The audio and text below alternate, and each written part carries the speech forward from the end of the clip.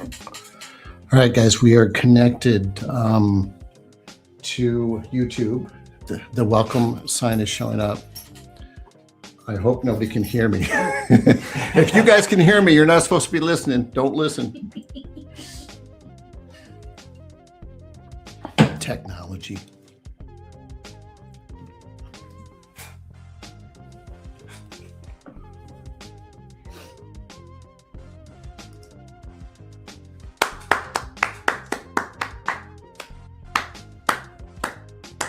Okay, people can hear us. Darn it. Hi, people. We might as well just start then. Yo! Yo! All right.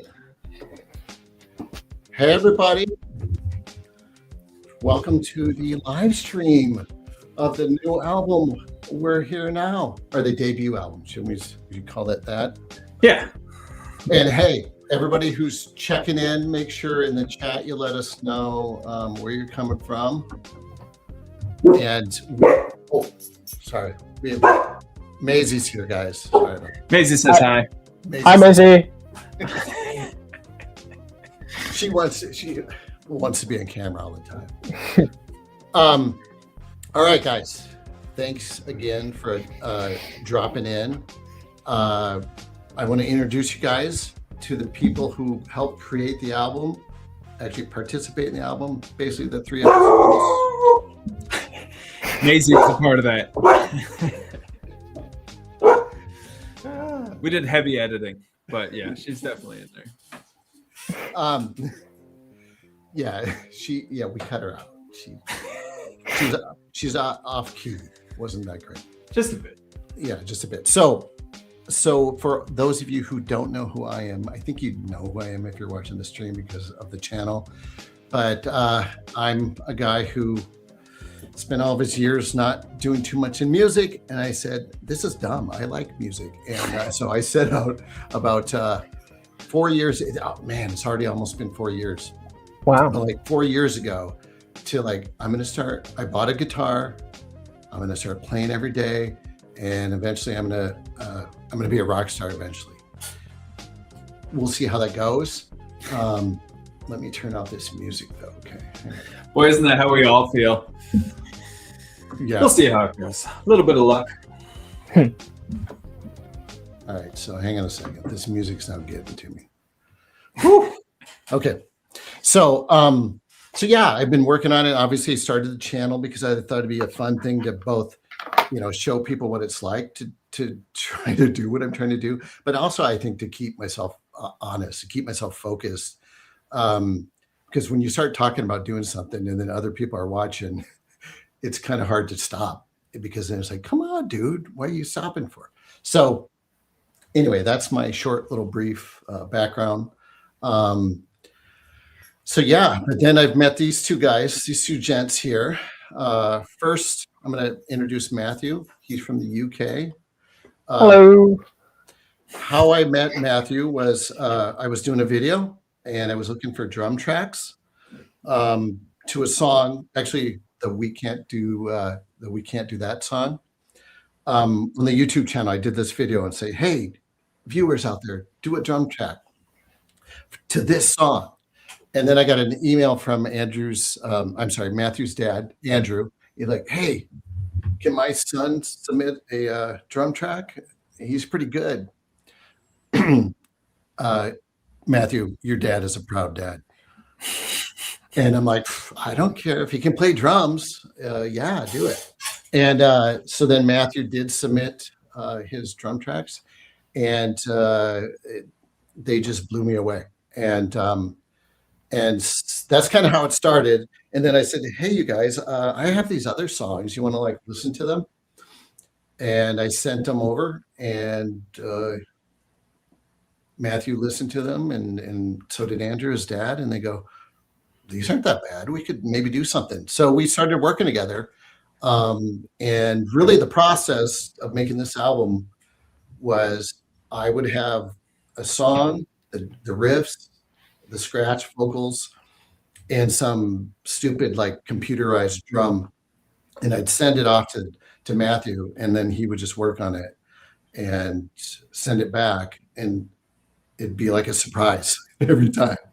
And sometimes I'm like, it'd be like, what is he doing? This doesn't sound like what I said. But then every time after I listened to it a couple times, like, oh, this is perfect.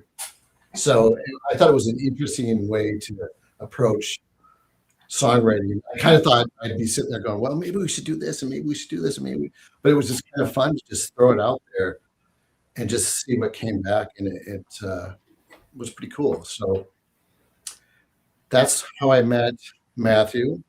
And then Aaron, how I met Aaron. Aaron was my vocal teacher, because with the scratch vocals that I was doing, I'm like, I need to learn how to sing because I suck. So then I took, I got hooked up with Aaron to take lessons. And after about 5 lessons, I'm like, hey, Aaron, you should sing this song. And he's like, okay. I believe the question was, how long would it take me to get to be able to sing like you? And I've been practicing for years. The answer is years, probably. And it's like, crap, I don't want to wait that long. Would you be interested in doing it? Well, yeah, why not? Yeah, so that's how it all came together. And then, so we worked on it pretty much starting in January of this year, where you started laying down the vocals. Yeah. Redid a few guitar tracks, but for the most part, everything else stayed the same. And yeah, this is the album. Yeah. So why don't we, hey, oh, wait, before we get started, I'm going to ask you guys, give me a little bit of background on how you got started in music, and just a little bit about yourself. So why don't we go Matthew first? All right, so I've kind of been around music like most of my life. My dad's been playing guitar and playing songs and like just showing me like bands from the 90s and stuff like that for just like as long as I can remember, and just kind of always just remember hearing music like just when I was a child and stuff. And I only actually started playing music when I was I only started playing music properly when I was 8, and I started with drums. And so I've been playing drums ever since then, and it's just been a lot of fun, and just been playing in quite a lot of school bands and stuff, and some outside of school, but yeah, and just gradually picking up other instruments on the way, and yeah, always learning. So you started with a drum kit at 8? Yeah. That's cool. But like I had like a small guitar like before I actually started playing drums. So I kind of was familiar with guitar like a tiny bit, but I didn't know enough to actually be able to play anything properly. So that's funny. I think I got a drum kit when I was 8 also for Christmas. Oh, wow. I couldn't believe it. And I sat with the videos and tried to learn and do the beats and stuff. And it just never really clicked. And I played drums on, there was like a video game, Rock Band. Oh, yeah. That was my first experience with drums, pretty much. Yeah, it's so hard. It kicked my butt. Yeah. Drums is really difficult because it's like the most upsetting to not get, like when you first try it. It's the most daunting to try, because you have literally multiple drums. It's a drum kit at the end of the day. It's not just, you're not just playing a drum, you're playing multiple, and it's definitely really it's quite upsetting when you don't get things right. There's a good phrase that a band is only as good as its drummer. Oh yeah, I've heard that. Yeah, I think that's true. Mm. All right, so how about you, Aaron? How'd you get started with music? So it's like this weird combination of, I grew up in a small town farm, and I rode the bus to school every day. So I had 45 minutes of music every day. And my mom was one of those people who, when Michael Jackson died, we went out in the street and blasted music really loud in the town and danced to it. And so she was just not just into music, but also the show of just the whole experience. And so I started playing trumpet when I was 10, and I've been singing since I was 5 or 6. And it just has always kind of been the thing that I'm good at. And so why not keep doing the thing I'm good at? Yeah, I think you guys are both really good at what you do. I'm just saying. Right. I'm saying. Alrighty, let's quit making people wait. Let's kick in and start the first song. So, first song is "We Can't Do That." I think let's just get a song going, and we can talk. If you guys have any questions about the song or anything like that, we can talk. This is about relationships. That's the most I'm going to say. Got to leave some interpretation. People can come up with their own interpretations of what I'm trying to sing about. So, all right. So, hey guys, mute your things. We'll get started. Woohoo! Woohoo! So hang tight, guys. I'm new to this technology here.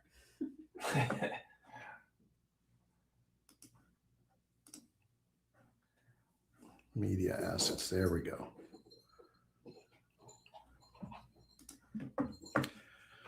Okay, here we go.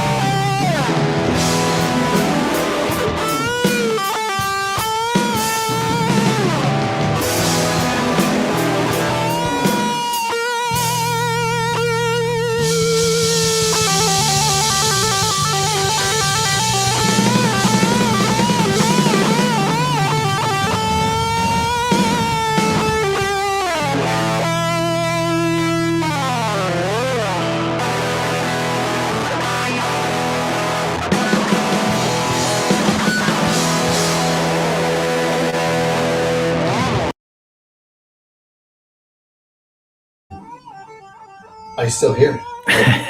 I hear it too. I hear it. What? It's a long echo.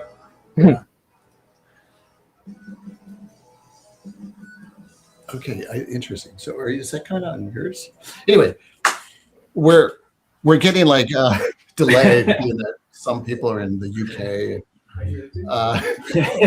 But hey, that was the first song, and the funny thing is, it's also the first song that any of us worked on together. You know, it's the first song that Matthew and I worked on together, and then when Aaron came and started doing the vocals, we're getting like. I am getting such a delay that I keep hearing myself.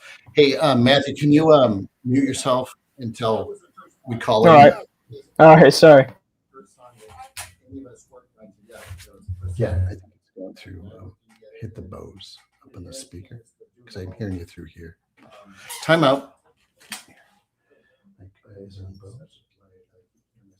Hey, Matthew, can you? Oh, okay, I get it. It's my bad. My bad. All right. Sorry. My bad. Technical difficulties, guys. Technical difficulties.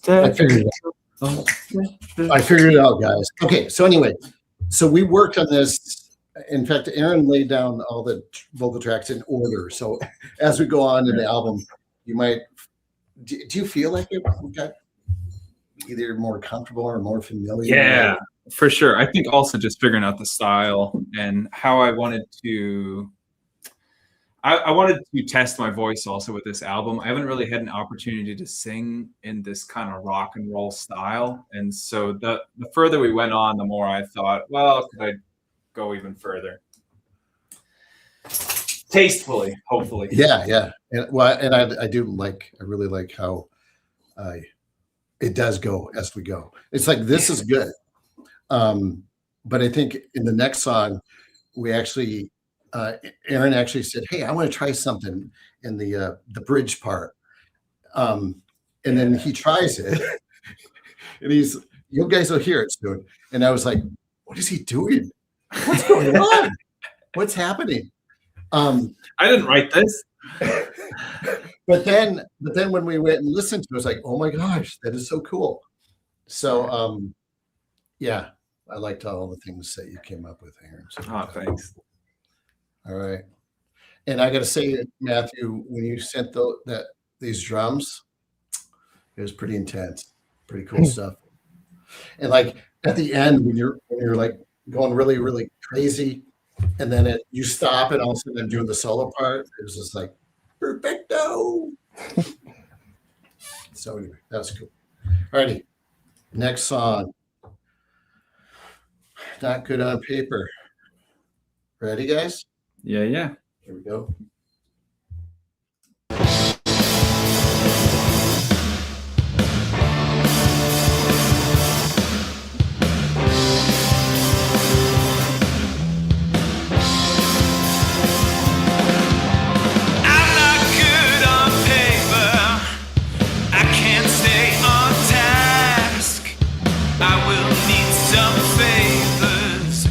Questions they will ask. I'm not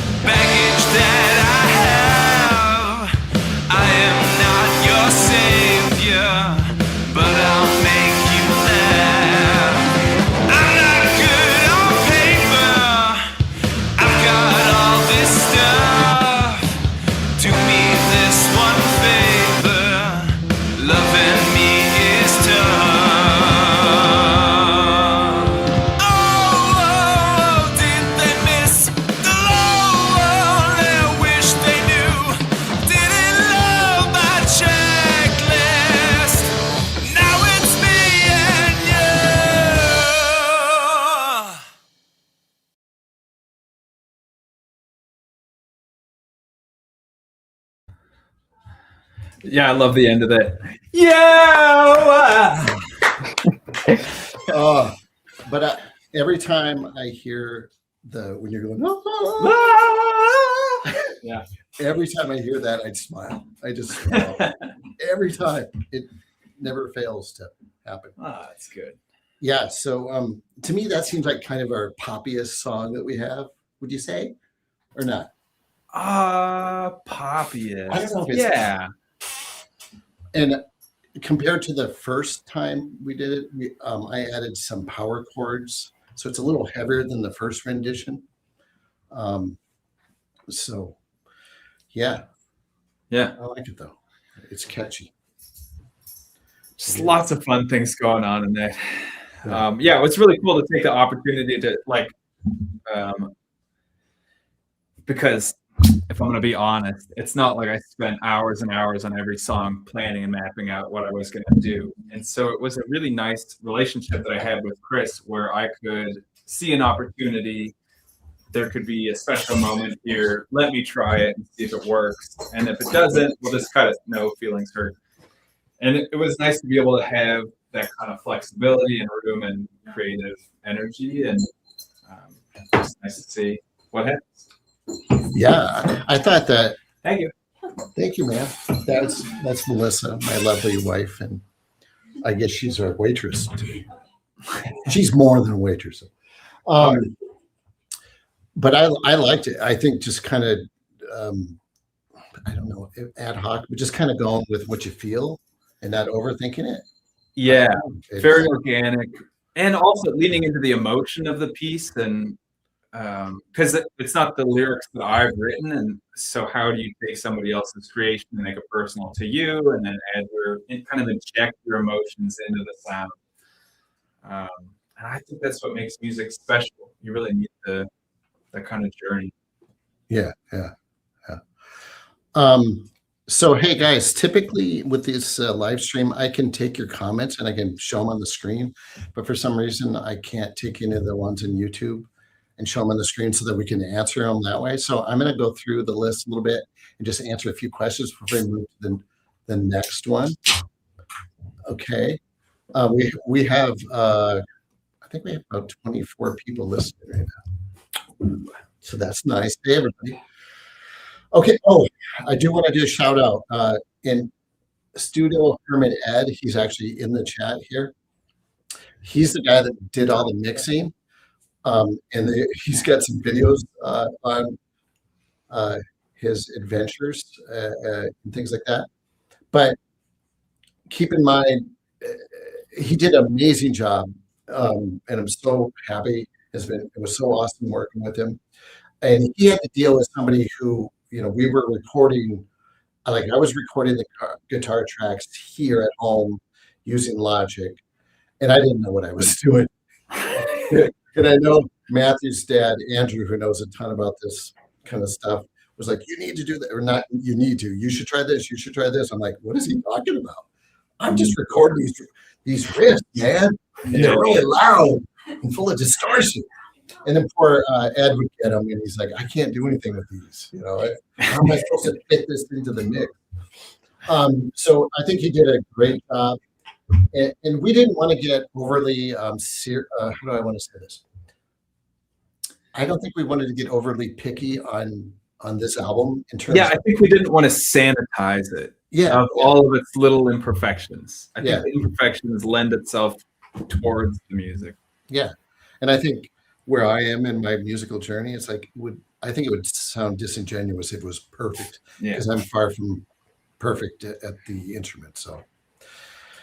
So we purposely didn't try to go back and do something where it's like that could have been better, but then it kind of builds character as it goes on, and I don't know if I'd like it if it was removed. So don't blame the mixer. Basically, it's not his fault. Yeah, somebody tried to blame the mix. He tried his best to fix it. We wouldn't let him. No. Ed was awesome. Thank you, Ed. You're the best. And go subscribe to his channel. He's got Thank you, Ed. Oh yeah, and so Matthew was doing all of the bass and the drums with the equipment you have at your house, right? Yeah. So pretty much just the same stuff that Chris is using. But yeah. Yeah. So it's pretty cool. Ed just wrote, I tried pitch correction on one song and got my head bit off. That'd be me. What are you doing, man? What you do to the song, Ed? We almost fired Ed. That's right. We're not going to fire Ed. All right. So let me see. Any other questions? Did I miss anything?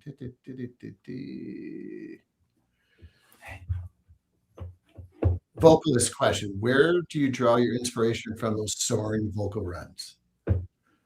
On the start vocal runs? On the soaring. You know, I would say probably Led Zeppelin is my best influence for that stuff. I've actually listened to some of the albums.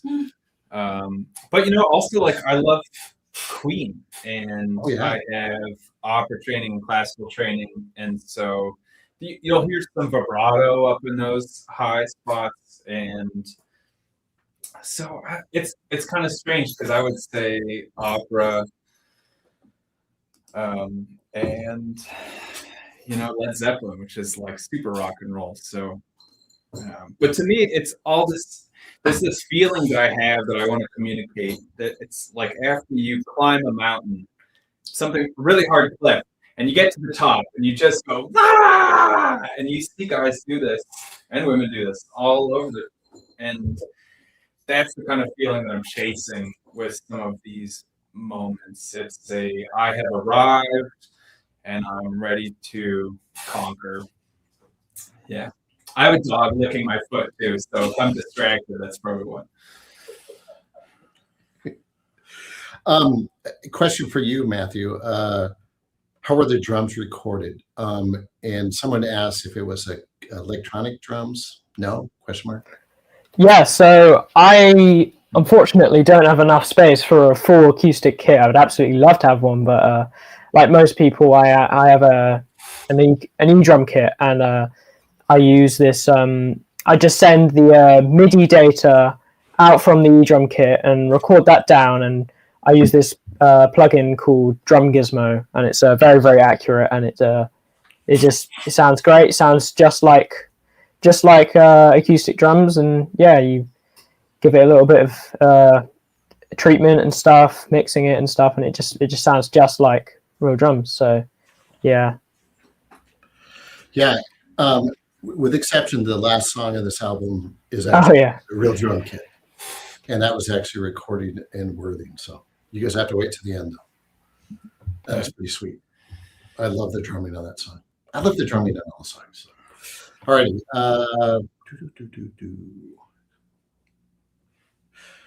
Dubious Flow asks, what is your favorite song on the album? And what do you see opening your set with in the near future? My favorite what? So I'm going to ask each of you guys what your favorite song is. I know what your favorite song on is. the album. Okay. Yeah. All right. We'll start with you, Aaron. What's your favorite song on this album? 610 Bismarck. All right. That's what yeah, I think it does have those soaring vocals, particularly at the very end of that song. When I hear myself sing, I go, yes, I did it. I finally sound the way I want to sound. It has the emotion to it and really hard, high vocals, and it just felt good to sing. And it's cool to listen to. I really like it. Yeah, I love it. It's really good. How about you, Matthew? Probably Bill's a Dick. Okay. I don't know. I really like the riff. It's really, really, really good riff. As soon as it starts, you're just like, right, yeah, this is good. But yeah, I mean, it's been so long since I actually was tracking and recording the stuff. So, but yeah, probably Bill's a Dick. All right, cool. I would say it's hard to pick up. It's like children. You can't pick your favorite child. I don't have a favorite child. Yeah, but they're not here right Are any of my kids watching? No. But I think the one that has called to me the most is the Don't Mind Your Mind song. I like I just like that one, I think. but it kind of switches. Some days I'm like, I really like this one, man. This is cool. And then when you lay down the tracks, Aaron, it kind of changes the dynamics of things too. It's like, oh, this like Look at You has become so much. I love that. It's like I thought it was the weakest song of the album. Now I think it fits just. Yeah. Why do you feel like that song turned a corner for you with the vocals? Because I think you just bringing out all the pain of that Yeah, song. it's the emotion and the tone. Yeah, and how you do it. We'll get to it. You guys. Yeah. You guys have to listen. Okay. All right. Let's go on to the next song. Bill's a Dick. Segue, Matthew. This is Matthew's favorite song. Okay, here we go. Mute yourself, guys.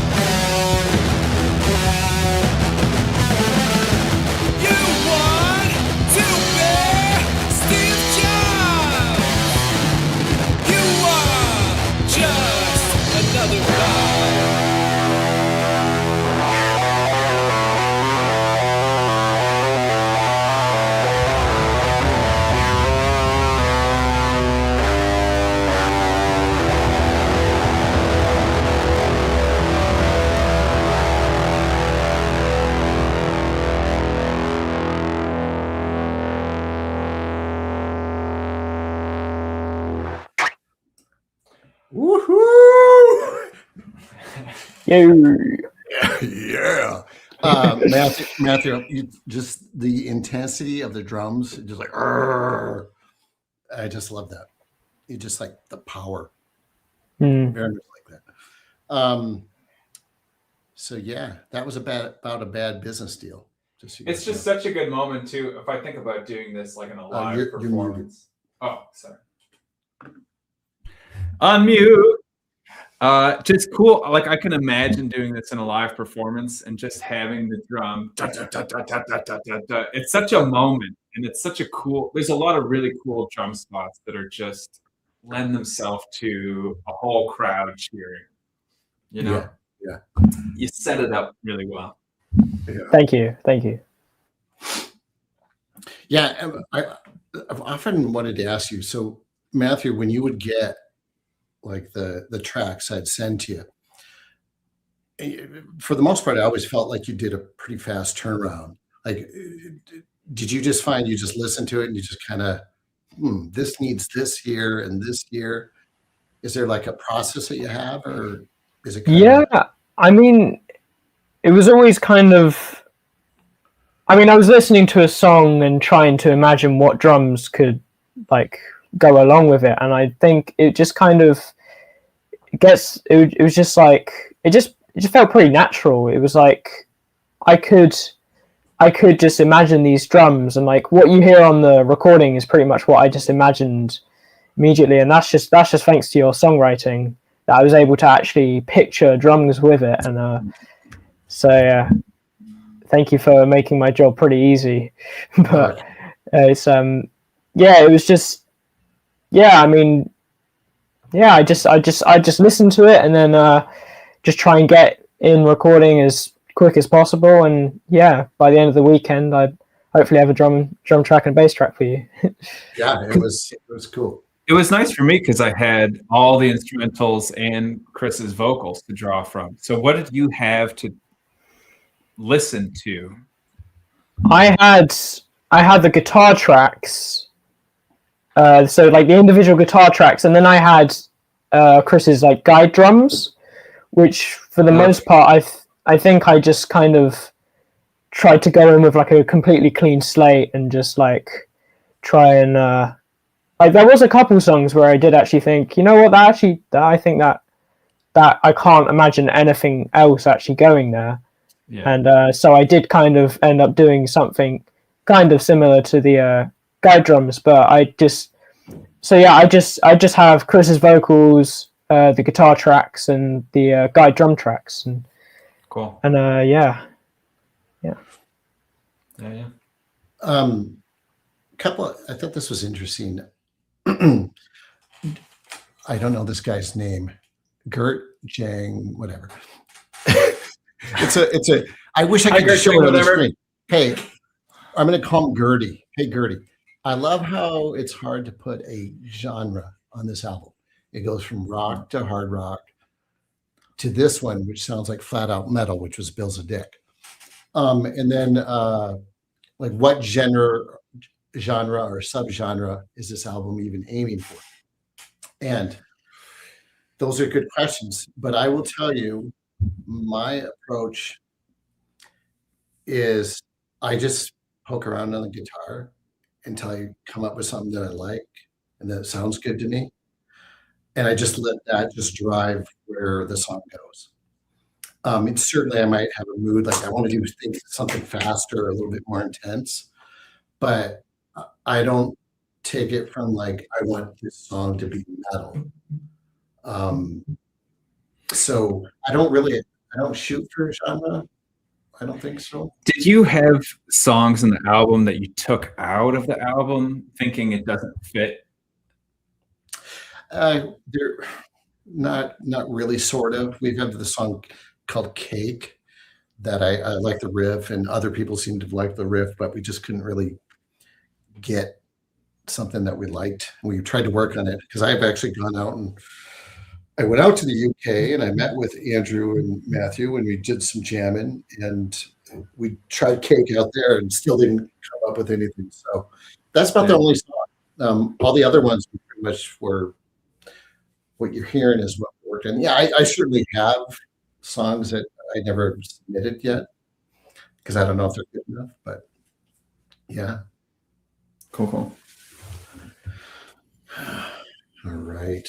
Next song. Okay. This is Don't Mind Your Mind. It's about people dealing with some mental illness, I guess, or mental disorders, I guess. Hey yo. All right. Here we go. Hey yo.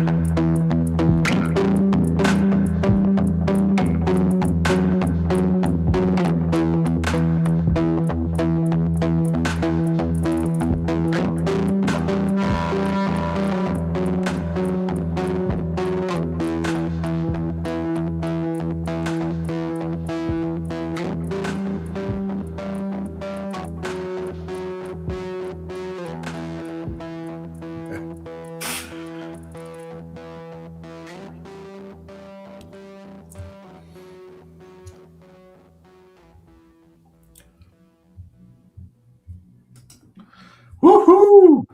So I gotta know, that slap, was that your idea, Matthew? What's that? What? Like what part is this? There's like that wooden slap sound in there at the beginning, at the end. Oh no, that's Chris. Well, like the kind of drum machine kind of stuff. Yeah, that's like a sound bite. I don't even know where I got it from. That's like one of my favorite things about this whole Really? song is that It's slap really at the cool. end. We don't even know who did it. Yeah, right. Yeah. I think what's funny and okay, two things in that song is like this is the first time when you were singing where I'm like, I felt like in the quieter parts, you sounded like Josh Homme. It reminded me of Josh Homme.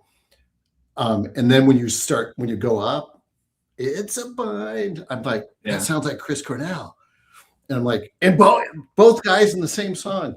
Yeah. Yeah. And I kind of felt like now we're starting to, it's like it felt like you're starting to take off with some of the things you're trying to do. And I just loved how it turned out. Oh. It was a wild vocal part. It's so high and it is so low and then so high and just back and forth. So it's got a really nice jarring sensation to it. It's one of the, I think my dad listened to this and was like, I don't know if I could do this. And I was like, this is a clear sign that I'm doing exactly what I want to be doing. It's jarring, it's too much. I can't listen to this. Oh! Awesome. Great. As long as it chases the old people away, that's what we want, right? Yeah. I'll be running away from my own music. But it's very much in keeping with the message of the lyrics and the character of the song, I think. And so it really communicates so much about what the story is about. So it's to me, it doesn't feel like I'm just showing off. It really serves a purpose. So no, I don't feel like on any of the albums that you're showing off. I don't feel like anybody's showing off. Maybe you were trying to, but it worked. I was impressed. Yeah. But Matthew, I've told you this before, the drums, like in that bridge part of the guitar after the solo, how he's like, I can't explain it, but I come down and I kind of get lower and he adds these few little drum beats that are just like perfect. And every time I hear that, Matthew, I smile. I just like, oh yes. Glad you like it. Yeah, I really tried to just kind of like solidify that moment of just moving into like the final half of the song and just with that big kind of over the top drum fill which like has like which goes over so many bars. It's just like kind of chugging with the guitars and it's like it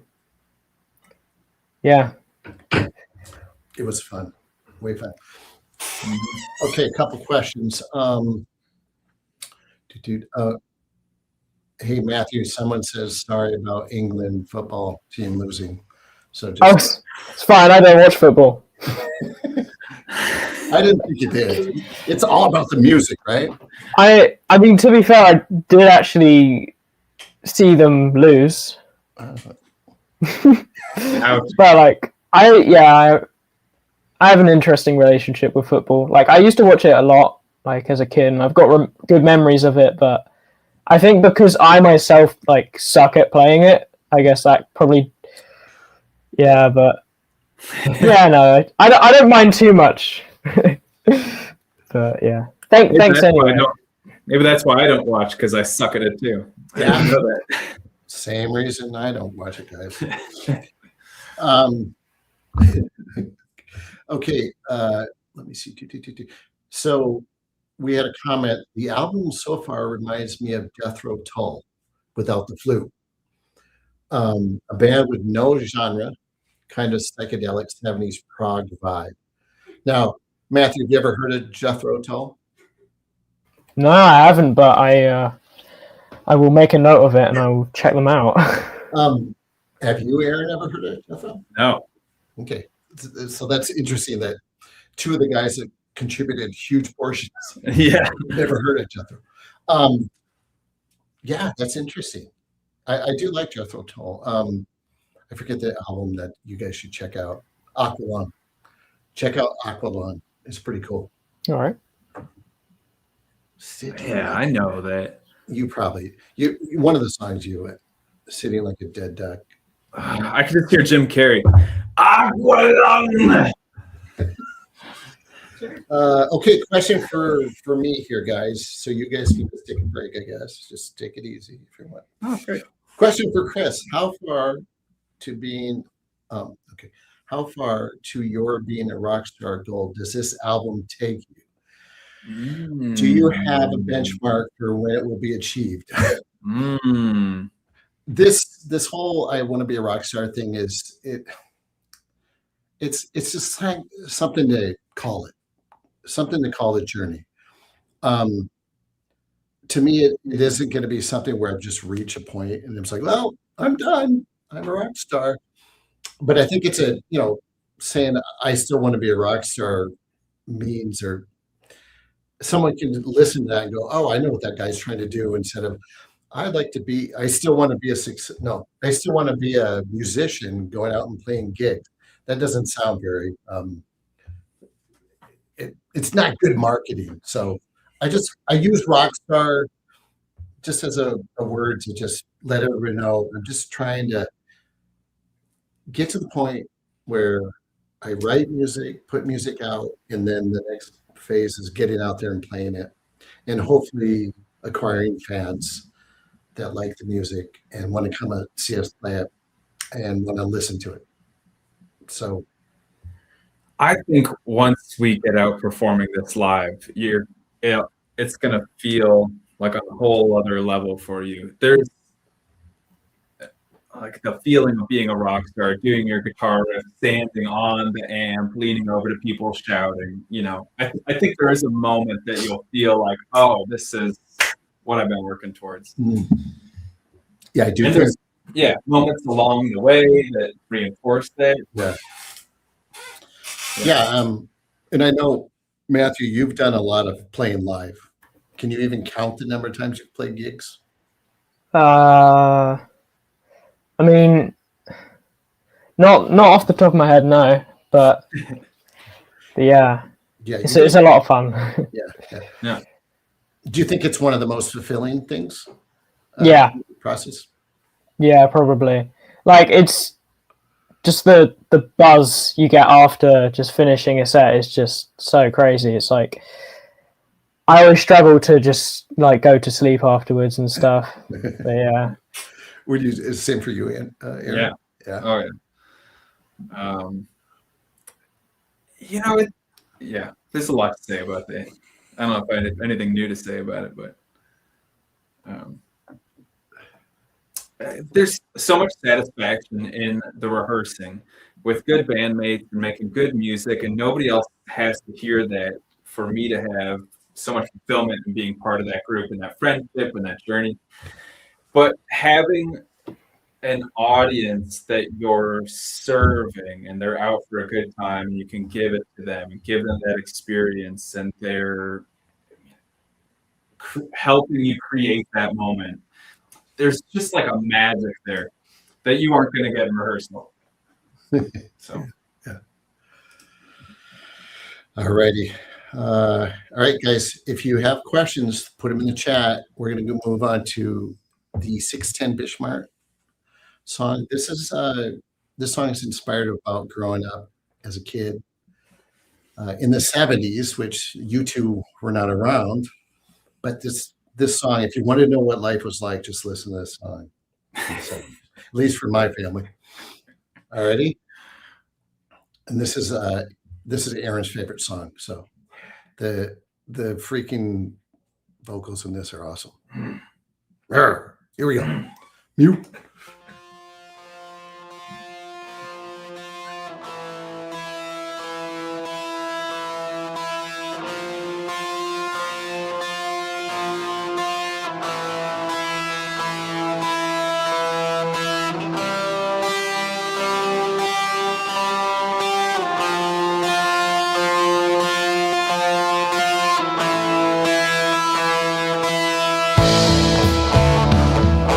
Didn't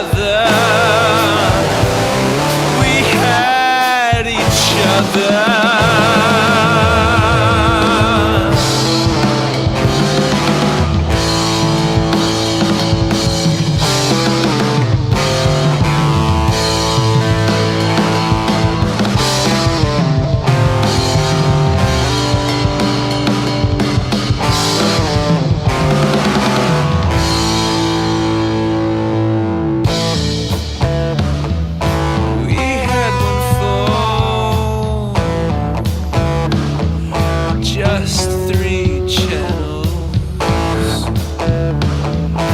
We had one phone, nice wood panels. We had neighbors, we messed around. We had neighbors. We loved that town. We had one phone, just 3 channels. We had one phone, nice wood panels. We had neighbors. We messed around. We had neighbors. We loved that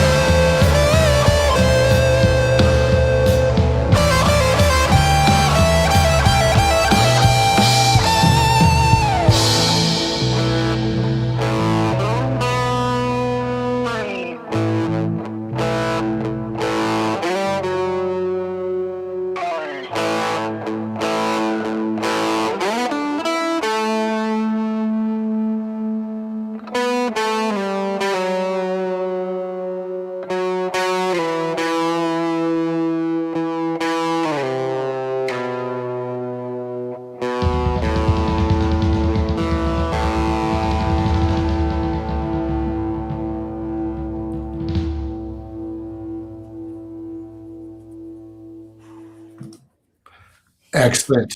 Excellent, Aaron. Yeah, I love that song. And then there's that bridge, Matthew, and you're just like kicking ass on the drums. Oh, that's so cool. I like that. Like it a lot. I love how it ends. Just very moody, very Yeah. There's a lot of songs on this album that, with the name being Tatooine Farm Boys, I have this desert like vision that comes to mind sometimes. Yeah. Same with I don't know if it was the last song that had that slap, but just a lot of desert sounds. I could just see it.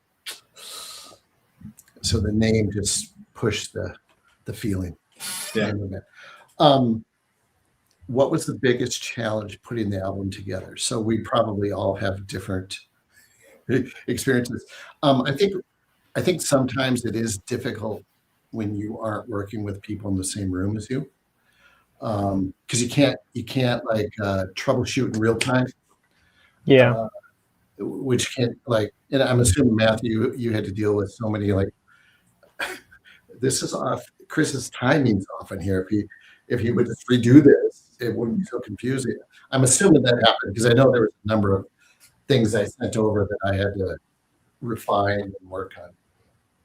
Yeah, I mean, it happened a few times, but it wasn't a massive problem really. Okay, yeah, I think that's probably the toughest part. And then like when Ed was mixing things, it would have been nice to sit there and like, well, let's try this, let's try that, and maybe the next album, that's what go to Ed's place and say, no, Ed, we're gonna do this. Yeah, for me, I don't feel like there were any real challenges for making the album. It was super easy for me to just come in and do it, and Chris pressed record and sent it to Ed, and Ed did all the mixing, and I didn't really have to be in the nitty gritty of that. So I don't think I really had too many challenges. Really easy, good experience for me. I think the challenge probably was sending something off to Ed and then getting it back and then being like, oh no, this thing that sounds really wrong is exactly what I want. Very particular. And but yeah, really good. I would love to work with Ed also in the future in person. Yeah, Ed's awesome. Hey, and Matthew, Ed says in chat, the bass in this one blew me away. Nice job, Matthew. Thank you, Ed. Thank you. Yeah, cool stuff. All right, let's keep going. This next song is the longest song of the album. It's got ups and downs. And let's just do it. Here we go. This is called The Little Guy's Song. Oh, yeah.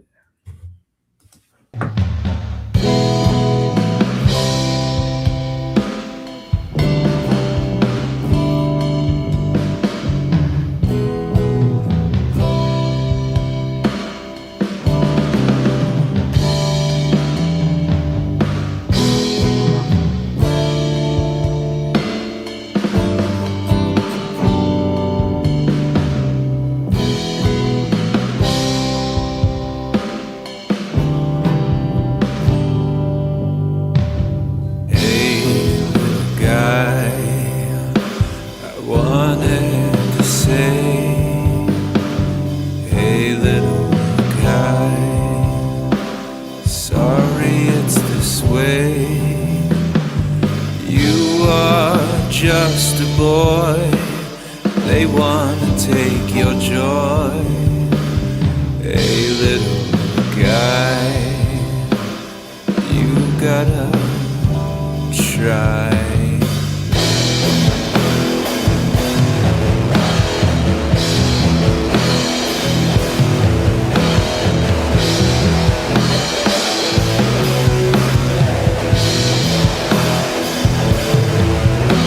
Small-minded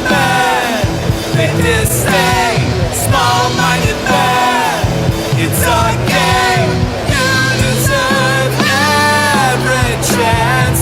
You deserve to advance. Stupid feeble man, small brains. Stupid feeble man, the cause pain.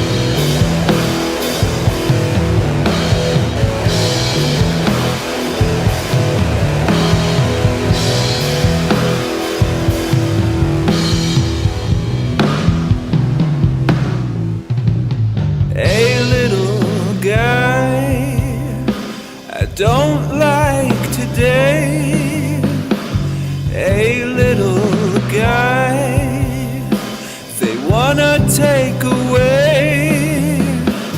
You are just a boy, they wanna take your joy. A little guy, I'm gonna try.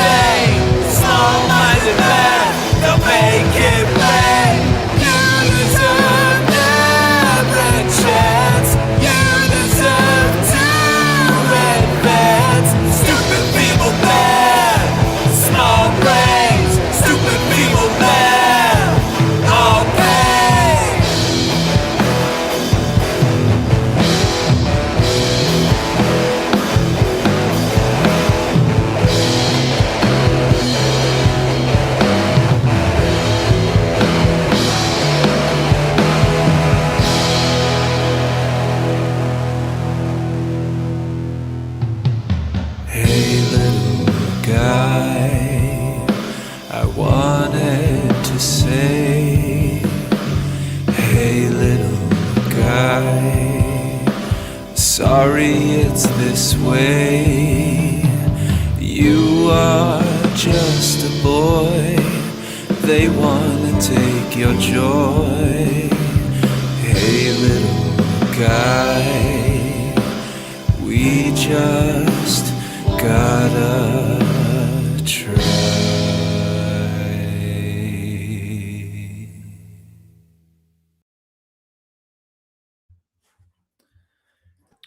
Woo! Okay, a couple comments to Aaron. Vocals are killer on Little Guy. Wow. Oh, And another guy said, John Schmidt's music said, the vocals are breaking glass. And somebody says, Steve Caskey guitar, who's got an awesome YouTube channel. You guys should check him out. He said Boston vibes. The Oh. Boston. So I'm like, Boston's that's great. a first. And then Wow TV. I wonder if Matthew knows who Wow TV is. They said, what a set of pipes. I'll take it. Good I'll job. take it. Thank you very much. Good job. Yeah. I remember this. Yeah. I sometimes, like when I first put out the first renditions of the song, like it's kind of a long song. Should you cut it, make it shorter? And I kind of thought maybe I should, but I'm like, nah. Yeah. It's about some people and their struggles and what they have to deal with. I won't go into too many details. I thought, well, if they have to struggle their whole lives, why should I shorten the song? The You guys audience have to should struggle. also struggle. The audience has to struggle. The whole 8.5 minutes. Damn it. Yeah. Uh, This song was super interesting, and it was kind of funny to just go through the formula of there's 4 verses, and it starts off with the first verse being low and kind of soft, and then I take it up an octave, but it's still kind of mellow, and then it's up the octave, but it's a stronger voice, and then we're back down to the lower octave for the ending. And so, and I do this repeatedly throughout the album, where sometimes it feels like an electron that's just like, once it has enough energy, it jumps up. And you can jump up the octave or the intensity, just with your pronunciation, like that can be a level up. So it's a fun roller coaster for me to sing as well. yeah, it was yeah, and this, there's definitely so many parts in this song. And I love Matthew did a great job of just bringing it all together.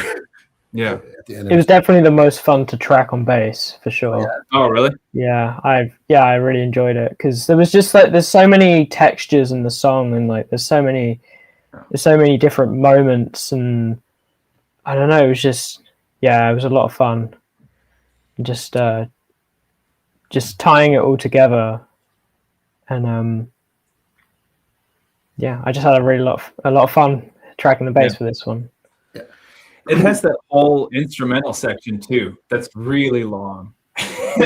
Yeah. Well, That's where I was coming in to record, and I was listening to it in the car on the way, and I was like, "There's just an opportunity here. There's so much space, and there wasn't really another instrument that was kind of taking up the show at that point." So I thought, well, maybe I could add a vocal thing, and then you get that super high note out of it, and it's just like some fun things that you wouldn't expect. Again, that was one of those things where you added something that wasn't there. It was like, that was good. That was good.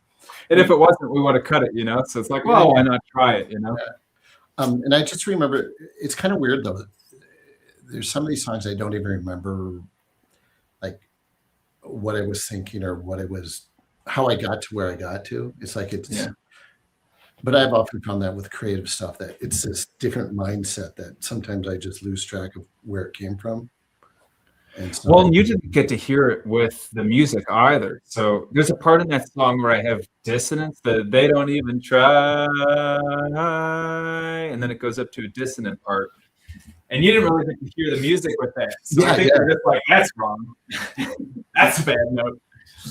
yeah, it was that was interesting. It's like, what is this going to sound good? I think it sound good. I'm just hearing the vocals. I'm like, Yeah. We got to get a better setup where I can hear it at my. Yeah. Hey, we're rookies. All right, guys. Next one. Okay, so next song is the one. No, wait. I'm sorry. What is the name of it? The one man song. Listen to this. There's a guy from Eastern Europe, he's like a dictator, and it's a speech. I forget the guy's name, but every time I hear it, Matthew, I think the first line he says sounds like Matthew, and then he starts going off. So listen to see if you hear that. Okay, hear it. Maybe you won't. Maybe I swear it sounds like that. Here we go.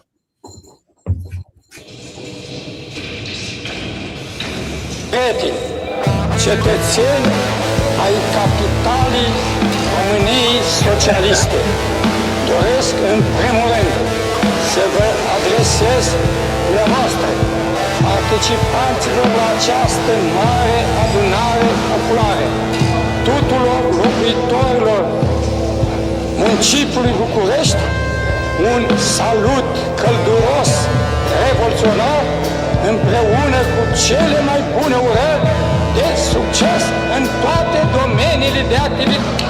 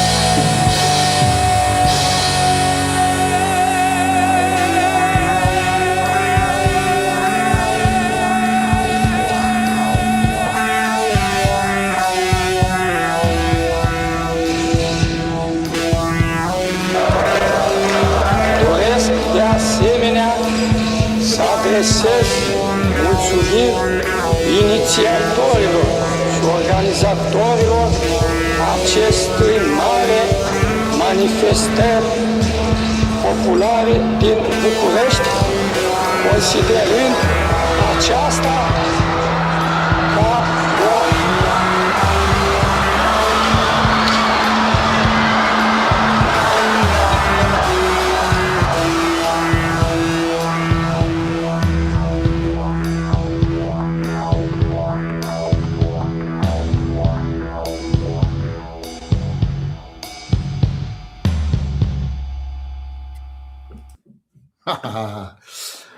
I loved how you ended with the drums there, too. Just like kind of like offbeat, not offbeat, but just kind of left a beat hanging almost. Yeah. I don't know how to explain it. That's just what I felt like. Good job, dude. Thanks. So yeah, that's the most political song. Not that I want to get into politics. Yeah. Hey, Aaron. Yeah.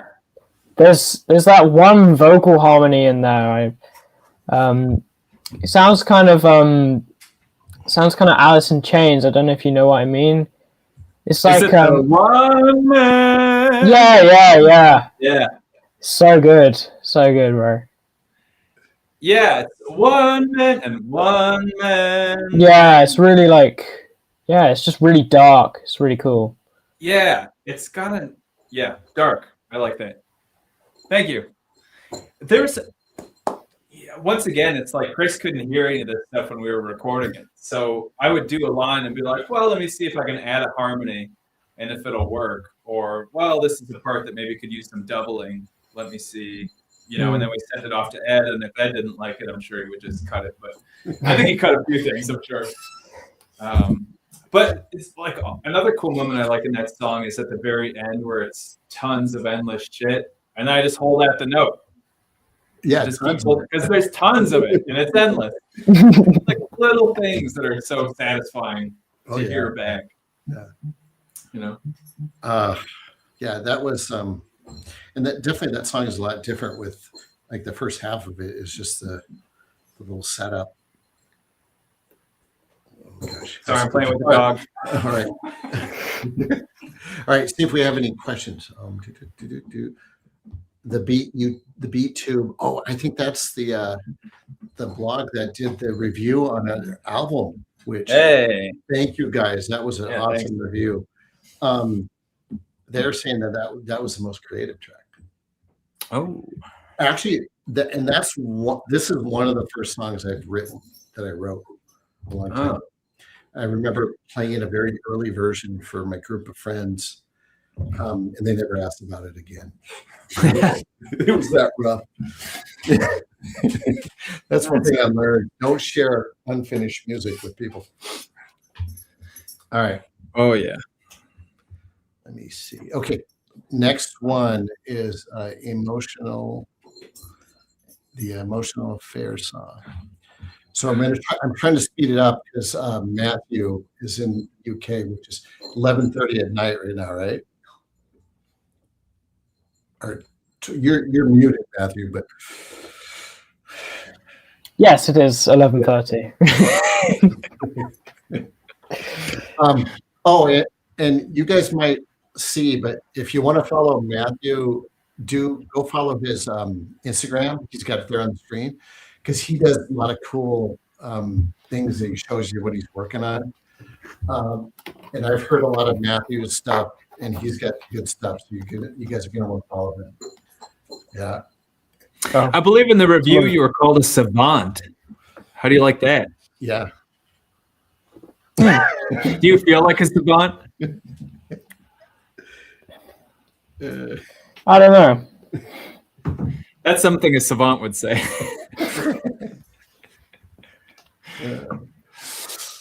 All right. Okay. Oh, there we go. So next song. Here we go. Emotional Affair. Here we go. Thank you.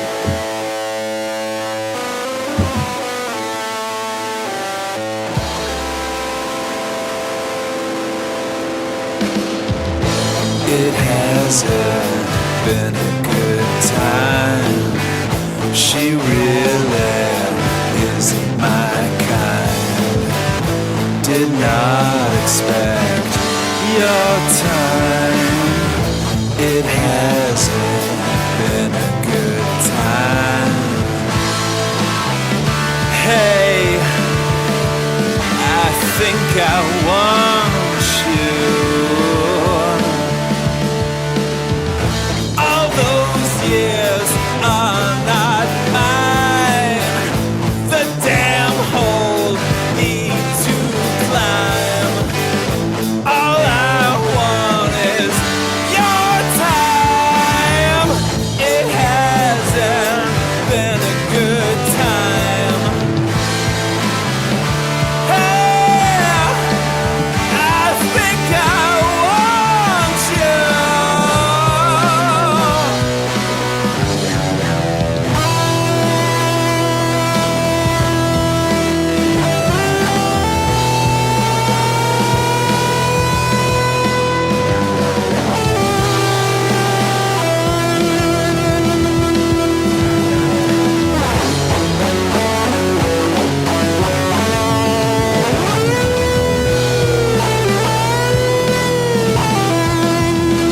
She hasn't been a good wife. Let's hang, need some life. I want to feel alive. She hasn't been a good wife. Hey, I think I want you.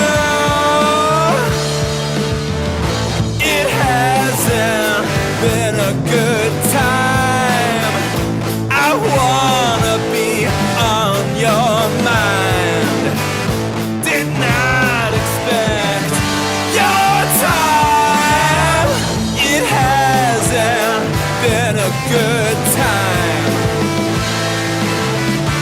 Hey, I think I want you.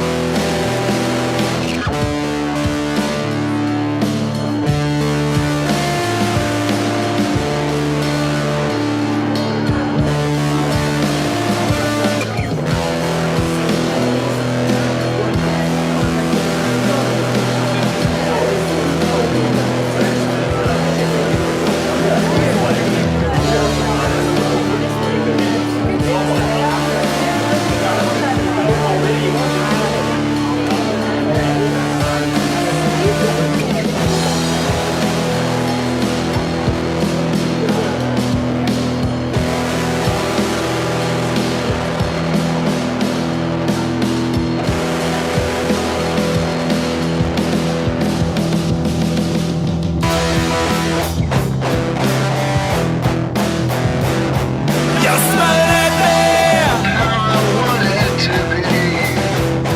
You smell like me. You smell like me.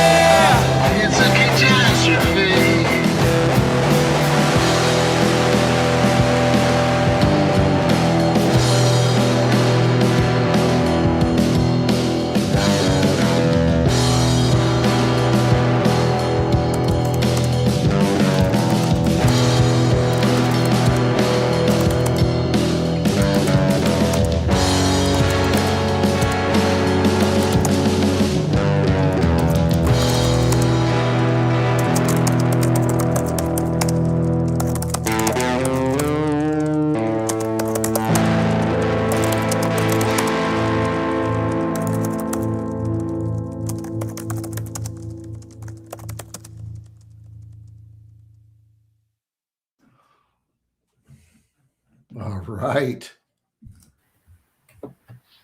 That is, there's that song. Wow, Wow TV asked if that was my wife typing away and if I recorded her. No, that was not it. It was not. I don't know where. I don't know where I found those sounds either. I must have found them. Oh, you didn't record those? No, I thought you'd just been click clacking away. I should have. It's like that's all I do is sit here and click clack away. Why didn't I just record that? Oh well, next time. For the remastered edition. Yeah, exactly. Radio edit. That's Yeah. what we're talking about. Oh yeah, I don't know if you guys have noticed, but there are 2 songs in this album where my vocals actually. I was going to point that out. Yeah, that stay in there. Where it's like Aaron said, I think we should keep your vocals in these spots, and Wow TV just noticed it and he pointed it out.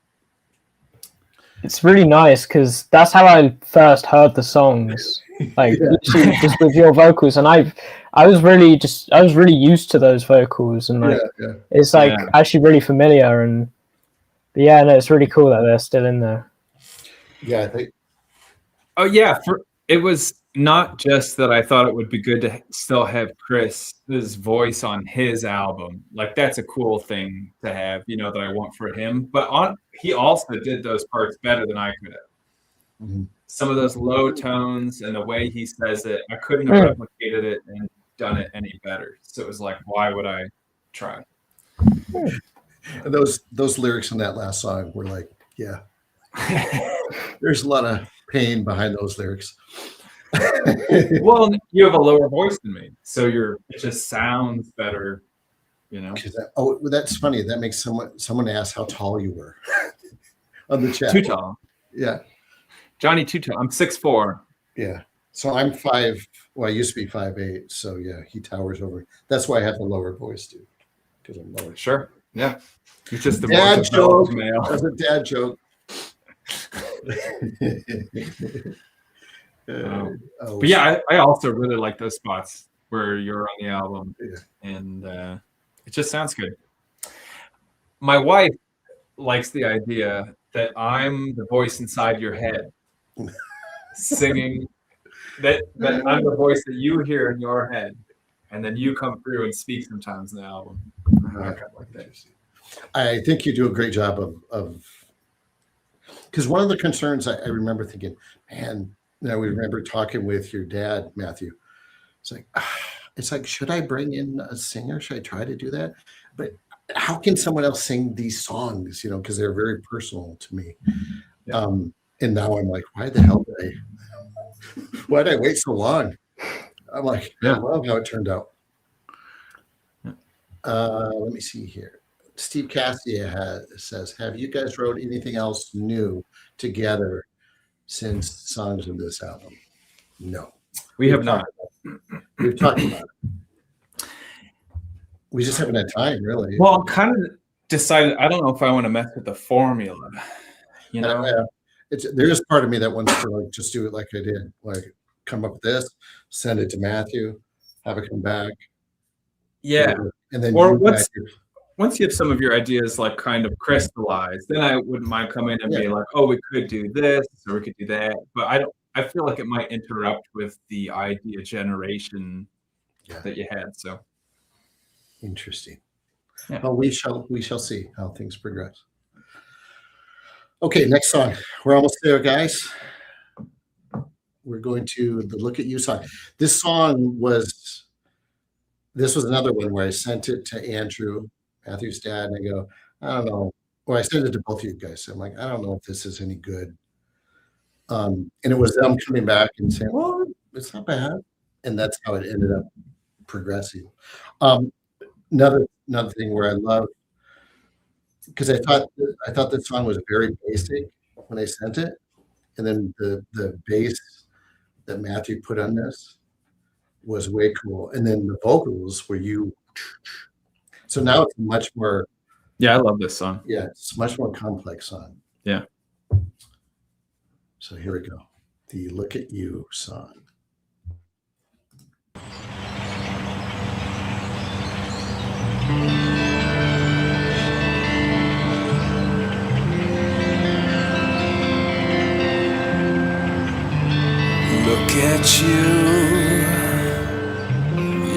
false devotion. Look at you, your constant commotion. Look at you, your full court press. Such a great gift that no one wants.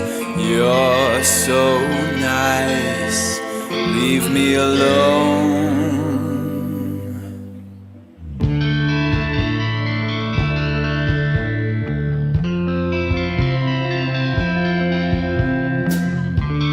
Look at you, your painted pictures. Look at you, your spick and span. Look at you, your fake virtue.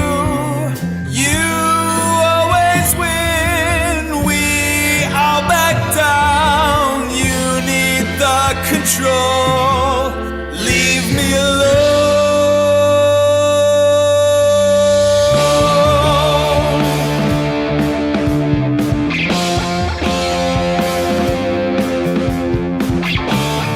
Look at me, it's all my fault. Look at me, I should face it all. Look at me, I'm not myself. It tumbled down, never had a chance. How's it going now? Leave me alone.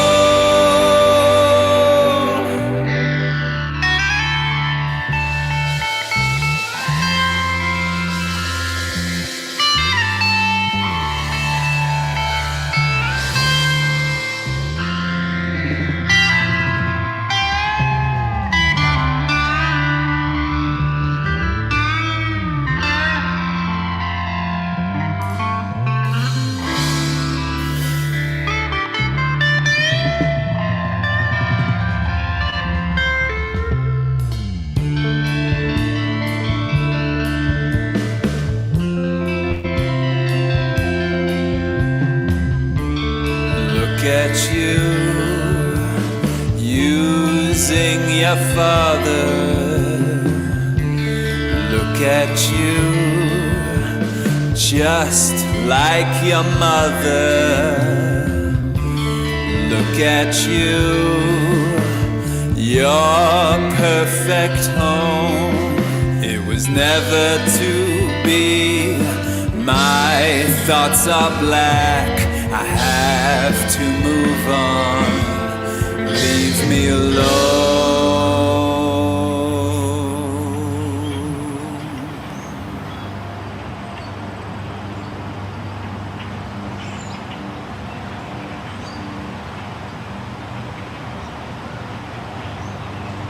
You got to listen to the mower. The suburban mower. If I was gonna write my own album, it would definitely have a section with just birds on it like that. Yeah. And when I hear it every time, I'm like, oh, that's so good. I love the mower and the bird noises. And I was actually in a tree recording. Were you? I could picture it The microphone. Come on, bird, sing. with the headphones on. John Schmidt's music says, wow, that might be the single. It's really good. I think it's also grown on me more. I think that's all might be like my second favorite. yeah, this has grown on me too, for sure. It's got so much sass in the voice, and there's a couple spots where I push the vocals so much that there's some imperfections that come out, and there's like a little bit of cracking, and I love it. Yeah, I just like the second time where you come in, the second time you come in, we look at you and you come in, it's a higher octave. Mhm. Oh, yes. Yeah, smacks. Well, thank you, Steve Caskey. Steve Caskey says, only caught the last 4 songs, but this is definitely my favorite so far. So he'd like to look at you as well. Great guitar solo too. Oh, well, thank you. And then Wow TV says, and love this little lead part and the way it blends in with the smooth bass and the fluid drum fills. Might be his favorite part of the album. Yeah, All righty. it's a good one. It is. Weird. It almost didn't make it. No. Yeah. Okay. Last song, guys. This one was recorded. Well, the bass and the drums were recorded in Worthing, UK. I had the pleasure to go out there and meet the whole family, Matthew's family, and we got together a couple times. And this was a song that came up. My guitar part had to be redone because I sucked, but I got it figured out.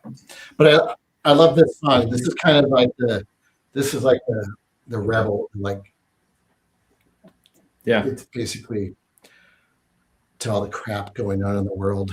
It's kind of this is what this song's about. So here we go. 10th song.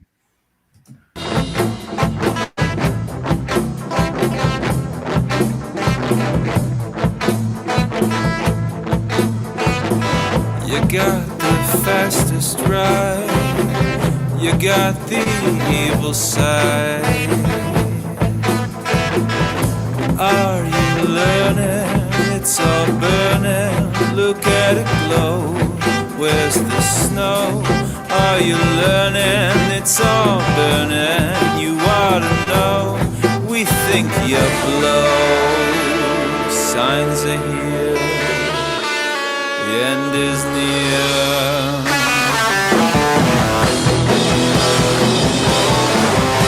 So you'd rather prep 20 floors below, so you'd feel safe 20 floors below. So you'd rather hide 20 floors below.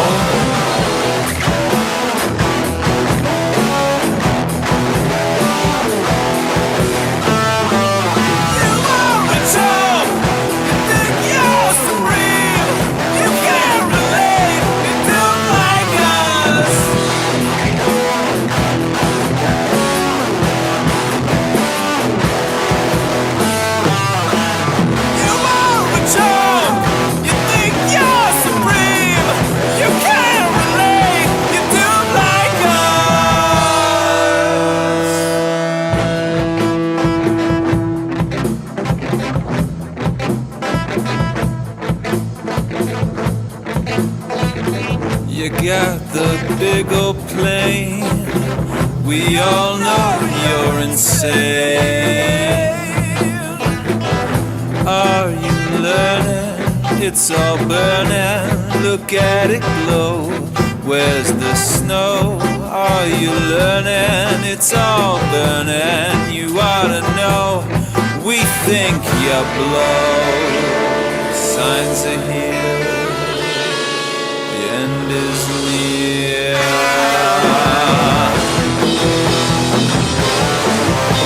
So you'd rather prep 20 floors below, so you'd feel safe 20 floors below. So you'd rather hide 20 floors below.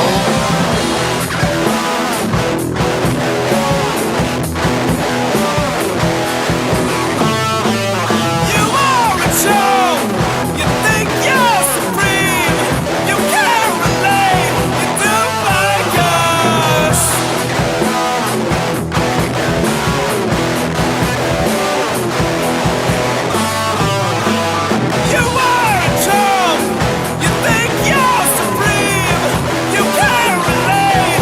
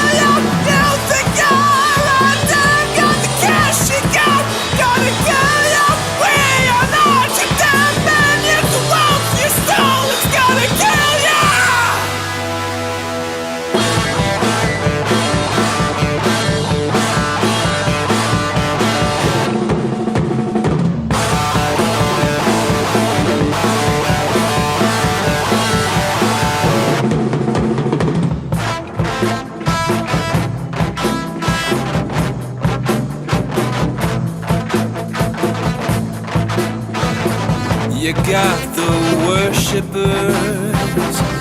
they are the senators. Are you learning? It's all burning. Look at it glow. Where's the snow? Are you learning? It's all burning. You ought to know. We think you're blow. The signs are here. The end is near.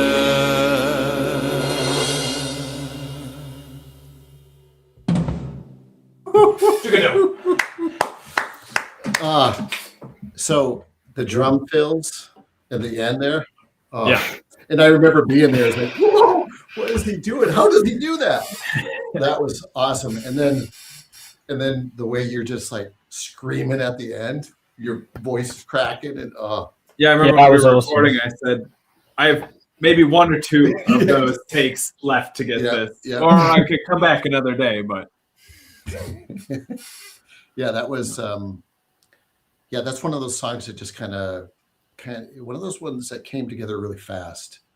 When 'cause I was kind of working on it, and then I sent it to those guys before I headed out, before we went over to Europe, and then we just kind of worked on it, and it was just And again, it was pretty amazing because Matthew just whipped everything up, and he had everything done. So those bass and drums the tracks are recorded there, and then my guitars were recorded here, and we couldn't really use my original guitar stuff, but that was good. So that was it, guys. That was the album. I wouldn't be sitting here without these two guys. I think it's really, it's just, I'm so proud of it. Thanks for joining the journey, guys. yeah, Thanks for having us. Yeah, it's been fun. And thanks to everybody for dropping in and listening. What are we at? This is like over 110 minutes here. 115 minutes. Thanks for dropping in, everybody. Let me see. Is there any Earth Noah says, is that Keith Moon on drums? We got a Mariah Sondergaard said, hell yeah. That's Aaron's wife. She's sitting right here. Thanks, babe. Chops on the kid. Steve Cassidy guitar said that. He's up in Scotland, I believe. So, and Andrew, Matthew's dad said we recorded in a 3-hour session, drums and bass. So that was 3 hours of work. Yeah, it was fun. I remember we were like, we're running out of time. Yeah. And Matthew's like, I better get this done. Yeah. So Nice. we did. It's a lot of fun. So I think that's it, guys. I